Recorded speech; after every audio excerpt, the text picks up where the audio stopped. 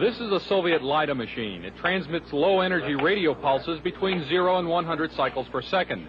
In the Soviet Union, LIDAs have been used for years to tranquilize psychiatric patients without physical contact. This sound, which is received by shortwave radios in the United States, is generated by another Soviet radio frequency device. It is known as the woodpecker because of its tapping noise.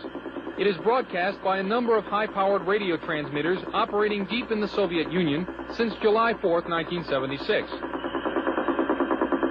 Though the official Defense Department explanation of the woodpecker is that it is an over-the-horizon radar designed to track U.S. missile launches, some scientists suspect that the woodpecker is designed to interfere with human brain function. As far as I'm concerned, the potential that this has for producing a direct psychoactive effect upon the total American population is there, has never been disproven. Dr. Robert Becker is a pioneer in the field of bioeffects of electromagnetism. The signal range within which the woodpecker operates is that which has been reported by many investigators to produce a tranquilizing effect upon animals.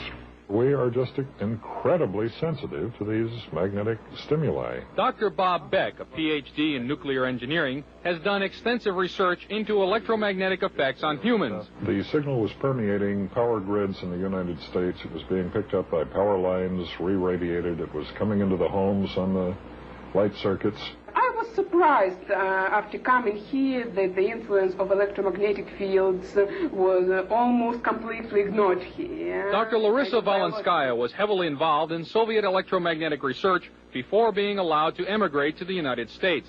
She told CNN about Soviet research in electromagnetic effects. They demonstrated theoretically and also demonstrated experimentally that low frequency, low energy electromagnetic fields also can possess biological efficiency because any field not only carries energy but also carries information. She stated that the research was carried out on orders from the Soviet government. Of course, the military were extremely interested in this potential of remote influence.